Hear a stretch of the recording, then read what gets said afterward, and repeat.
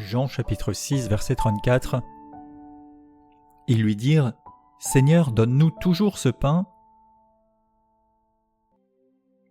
La foule répond ici à Jésus qui vient de les enseigner sur le pain de Dieu qui vient du ciel et qui donne la vie au monde. Mais en fait, leur réponse montre aussi qu'ils n'ont pas saisi ce que Jésus disait, puisqu'ils demandent toujours ce pain en pensant toujours à un aliment. Seigneur, disent-ils, donc ils passent de maître, au verset un petit peu plus haut, à Seigneur. Mais ce terme n'est pas forcément un signe de reconnaissance, d'allégeance divine, mais ça peut être simplement une formule de politesse aussi, comme d'ailleurs la Samaritaine au chapitre 4 avait appelé Jésus Seigneur et lui avait demandé aussi d'avoir toujours de cette eau. Donne-nous. Donc ici c'est une demande et une demande pressante qui est exprimée. En fait ils veulent recevoir, donc ils sont pas hostiles pour le coup, ils sont même plutôt dans l'attente, mais dans l'attente de quelque chose, d'un bien, on pourrait dire consommable, sans avoir compris encore qu'il est question de quelqu'un. Donc il y a un désir, mais il est mal orienté. Il est encore orienté vers une chose, vers un don, plutôt que vers quelqu'un, vers le donateur. Donne-nous toujours ce pain. Cette fois-ci, ils ne demandent pas un repas ponctuel, comme ils ont pu en vivre le miracle un petit peu avant, mais ils demandent une provision permanente. Donne-nous toujours. Alors d'un côté, on peut y voir cet appétit constant et matériel qui est finalement inépuisable, cette soif de vouloir des choses, de vouloir obtenir, et en fait de ne pas avoir besoin finalement de travailler pour aller le chercher. Mais on peut aussi voir qu'en fait, peut-être même malgré eux, en fait, ils expriment une réalité. C'est que ce pain ne manque jamais. Plus loin d'ailleurs, Jésus va dire « Celui qui vient à moi n'aura jamais faim ». Donc oui, c'est quelque chose qui se donne toujours, mais leur demande quand même est encore à ajuster.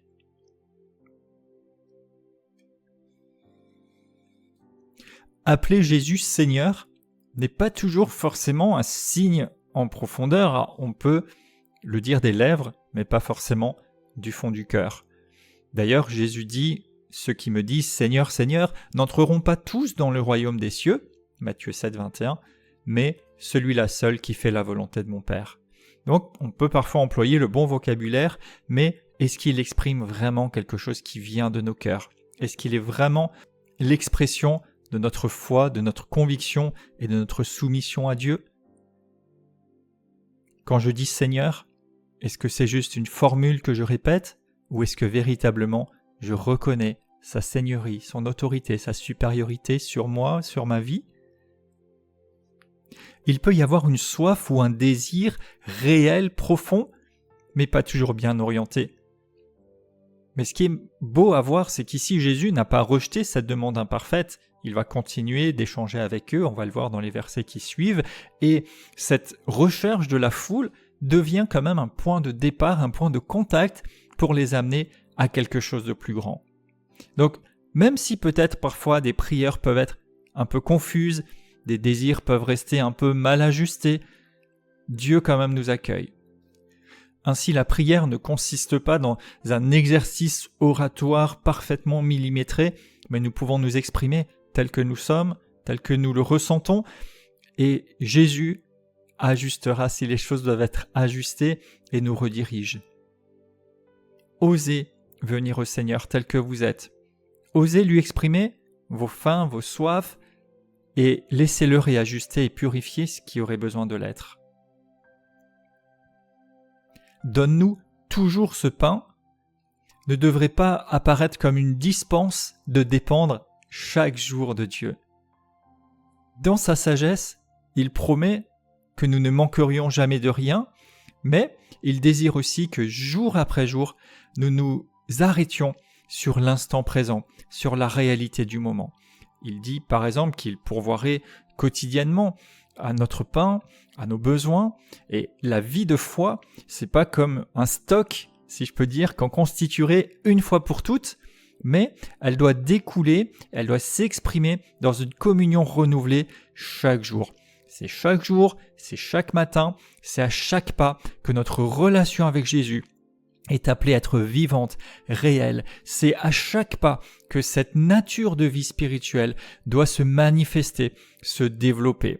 La vie divine se développe et se manifeste par une communion réelle avec lui, par le fait de se nourrir, de s'entretenir dans sa parole, dans la prière, dans sa présence, en étant exposé et soumis à l'Esprit de Dieu. Et alors, c'est là que sa vie peut couler, se manifester, et que jour après jour, il y a une provision, il y a une réalité pour nous. Ce n'est pas une fois pour toutes, comme vous pouvez l'entendre, cette question « donne-nous toujours ce pain ». Autrement dit, on te le demande aujourd'hui et puis on est tranquille à chaque fois. Mais nous devrions pas à pas, jour après jour, reconnaître tout ce qu'il fait, tout ce qu'il a fait, mais aussi dépendre de lui et nous attendre à lui. Les attentes purement terrestres ou ponctuelles vont toujours laisser sur une soif, sur un inachevé. Peut-être que sur le moment, ça crée quelque chose, il y a une forme de satisfaction, mais ça ne rassasie jamais longtemps. Les choses s'épuisent, les choses réclament toujours plus, mais Jésus, lui, offre une vie, une nature de vie qui satisfait, qui ne s'épuise jamais, et finalement qui nous satisfait, mais nous appelle aussi à plus, à aller de l'avant. Donc, on ne veut pas se laisser juste rassasier pour toujours à un instant T, mais rester à l'écoute, disposé et nous laisser aussi entraîner par le Seigneur dans les autres choses qu'il a pour nous.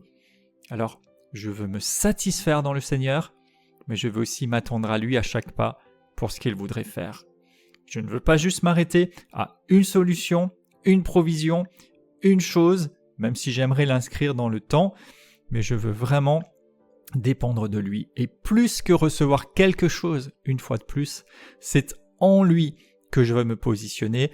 Et la Bible dit que nous avons tout pleinement en lui. Je crois que le vrai pain de Dieu qui vient du ciel n'est pas juste quelque chose qu'il donne, mais c'est quelqu'un, c'est Jésus qui se donne. Je viens au Seigneur simplement, tel que je suis, et je me laisse ajuster, orienter par lui. Je dépose mes désirs, mes souhaits, mes fins, mes soifs, mes intentions, peut-être mes ambitions devant lui. Et je déclare que par son esprit, je discerne ce qui convient. Je dépends du Seigneur jour après jour. Je ne m'inscris pas dans une démarche une fois pour toutes, mais pas à pas, jour après jour. Je me dispose et je me place dans la dépendance. Merci Seigneur, parce que tu as d'ailleurs prévu et en réserve plus encore qu'est-ce que j'aurais pu demander ou penser. Alors je m'attends à toi. Merci parce que tu me donnes ce pain. Tu es le pain. Tu nourris ma vie. Et je ne veux pas seulement dire « Seigneur, Seigneur » comme une formule, mais véritablement dans une posture de soumission, de dépendance et de foi qui te permet de libérer tout ce qui vient de toi et qui convient au moment présent. Au nom de Jésus, Amen.